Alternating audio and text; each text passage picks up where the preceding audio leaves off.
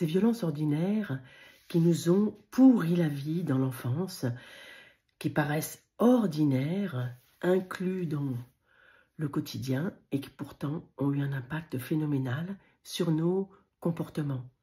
Et qui, aussi bizarre que ça puisse paraître, se retrouvent dans nos bassins, dans nos périnées, figeant notre périnée, le pétrifiant ou bien créant des effondrements intérieurs et donc toutes les pathologies du périnée.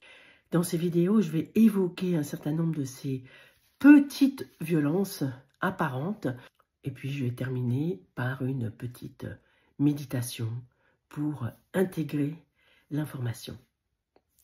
Ce que je vais appeler comme violence ordinaire et qui sont des choses qui viennent des accompagnements que j'ai pu faire et j'ai découvert finalement sur le tas au fur et à mesure comment des choses qui pourraient paraître anodines ont été extrêmement dans une énergie de viol.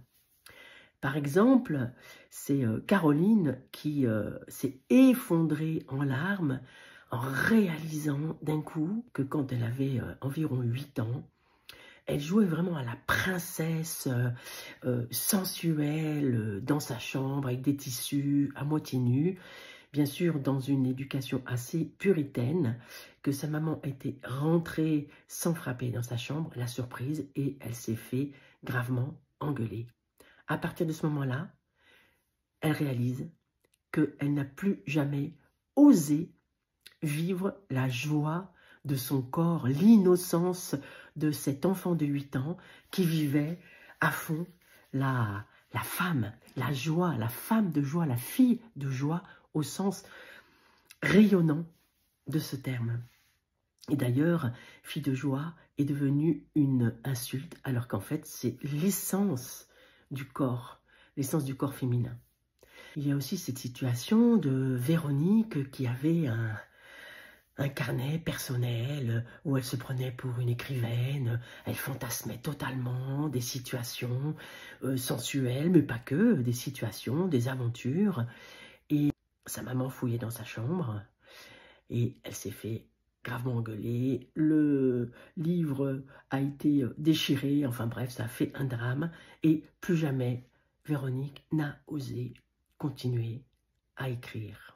Il y a aussi cette situation de Lucie. Lucie vient assez tardivement, elle a 70 ans, et puis elle a une colère depuis toujours envers son père qu'elle ne comprend pas. Et Lucie a vraiment des gros problèmes de descente d'organes. Et au fur et à mesure que nous allons dans le processus pour voir d'où viennent les traumatismes, elle finit par réaliser que son père était photographe et qu'il la prenait en photo quand elle était très jeune, 14, 16 ans, et elle a même le souvenir de photos où elle était nue derrière des roseaux. Les photos sont assez belles et chastes, elle m'en a montré une, mais elle réalise qu'en fait, c'est son corps de toute jeune femme commençant à rentrer dans l'émoi de l'adolescence qui était vu par l'œil photographique. Finalement, c'est très pénétrant. L'œil photographique de son père, lequel père lui interdisait de sortir, d'aller voir les garçons. Il avait une sévérité par rapport à ça et qui était en fait un peu inversement à cette énergie du père photographe qui admire sa jeune fille devenant femme. C'était une forme de violence ordinaire parce qu'il n'a jamais eu d'autres gestes déplacés. Et je pense aussi à une autre forme de violence ordinaire. Par exemple, un enfant qui surprend ses parents en train de faire l'amour.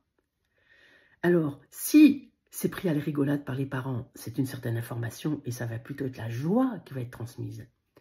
Mais combien de parents se fâchent d'être surpris dans cette situation-là?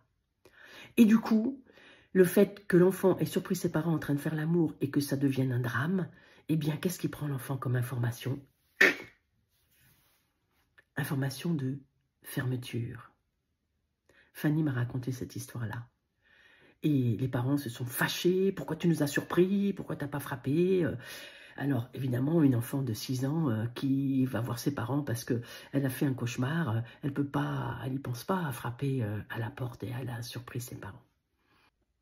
Et puis, si tu es une de ces femmes ou un de ses parents qui finalement a fouillé dans la chambre de tes enfants avec cette idée « je le protège de lui-même », eh bien, tu as fait de ton mieux. Et moi, ce que j'ai repéré, toujours, c'est venu à moi hein, dans les accompagnements, c'est que ce qui se rejoue dans notre vie, c'est parce qu'il y a une mémoire transgénérationnelle qui a créé le comportement traumatique. C'est-à-dire que si Caroline se fait surprendre par sa mère dans sa chambre, il y a une mémoire traumatique qui peut être... par exemple, il me semble que pour elle, c'était justement que dans son histoire, les Allemands en Bretagne avaient pénétré la maison, l'avaient investi comme étant leur maison et que du coup la famille a été complètement mise de côté. Je me souviens plus exactement des détails, mais ça venait d'une intrusion dans la maison. Donc, entrer sans frapper dans la chambre de son enfant, c'était une mémoire familiale. Et du coup, les parents font du mieux qu'ils peuvent. Et en allant finalement fouiller dans la chambre de leurs enfants, c'est une mémoire d'intrusion qui est certainement dans leur lignée. Mais c'est en quelque sorte dans leur comportement, c'est légitime. Il n'y a pas à s'en vouloir, il n'y a pas à culpabiliser. Il y a là, aujourd'hui, à prendre conscience. Oh, mon Dieu, ça fait des années que je fouille dans la chambre de mes enfants. Je n'avais pas réalisé que c'était une violence de son intimité. Voilà, là, pour les personnes, quel que soit ce que tu réalises en tant qu'enfant, avoir été intrusé, parce que là, tu t'es peut-être rendu compte que finalement, eh ben, non, oui, effectivement, c'était une violence de ton intime qui t'a bousillé la vie. Oust, tu peux rendre à tes parents parce que ton parent a fait du mieux qu'il peut. Et il a besoin d'avoir la conscience. Tu fais le cadeau de la conscience, même s'il n'est plus là. Énergétiquement, tu lui fais le cadeau de la conscience. Si tu es parent, eh bien, tu te fais le cadeau de la conscience. Oh, mon Dieu, et tu pourras simplement aller parler à ton enfant, même si ton enfant est maintenant adulte. Le simple fait de dire, j'ai pas fait exprès, je pensais vraiment que c'était pour ton bien, je suis désolée d'avoir surpris ton intimité, ça peut être tellement, tellement guérisseur. Donc, si tu es toujours là, c'est que ça te parle, c'est que ça te fait des frissons. Alors, reviens vraiment poser tes fesses sur ton assise là. Viens voir tes émotions. Tu peux imaginer que tu as une caméra de spéléologue et que tu descends dans les émotions, dans les frissons que tu as. Dans ton cœur qui se serre, oh là là, mon Dieu, j'ai fait ça. Dans ton cœur qui se serre si tu es la petite fille qui a été surprise. Dans ton ventre qui se serre, oh, du coup, tu n'as plus jamais osé ouvrir ton corps à la joie. Viens dedans. Respire à l'intérieur. Viens encore dedans. Tout simplement. Voilà, tu vas sentir. Ça va se relâcher. Pose vraiment ces os qui sont dans tes fesses, là, sur ton assise. Pose-toi. Va dedans. Va là où il y a encore de l'émotion. Ça peut être des frissons, ça peut être dans la tête, ça peut être dans les épaules, ça peut être dans le cœur, ça peut être dans le ventre, ça peut être ailleurs. Va dedans. Allez, va dedans. Va dedans. Tu vas voir. Ça va s'apaiser, ça s'apaise déjà. Va dedans, oui, c'est ça. Continue à aller dedans, tout simplement. Voilà.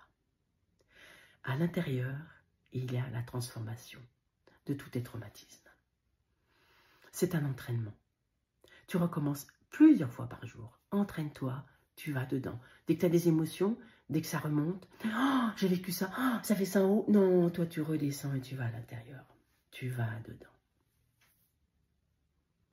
Et puis, fais-moi quelques commentaires sur comment tu as vécu cette vidéo et cette petite méditation finale.